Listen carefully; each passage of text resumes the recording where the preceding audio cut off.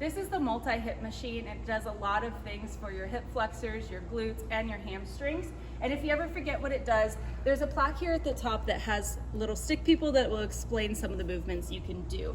The first thing you want to do is adjust the height of the machine to something that's comfortable for you. By doing that, you grab this yellow adjustable handle, pull it outward, and either pull the whole contraption up or down. So in my case, I'm going to push it down until it clicks into place. Then we're going to adjust the weight. There are two different weight adjustments down here. We have 10-pound increments. So I'm gonna start low and then add more as I feel like I need more.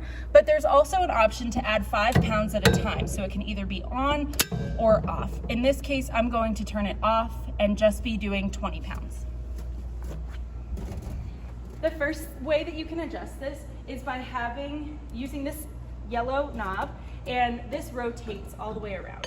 So, starting on the left side, I'm going to take my leg outside and bring it inward. This is called adduction, and it's working the inside muscles of the leg.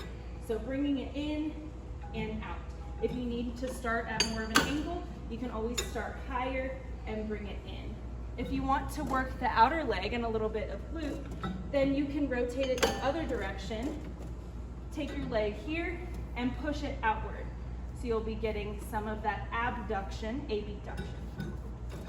Then you can come back, bring your pad forward, hold on to the handlebars, cuff that pad in between or underneath your knee, and then kick back. This is going to be a glute exercise and a little bit of hamstring.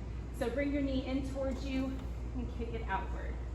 And then the last thing that you can do is going to strengthen the hip flexors right here.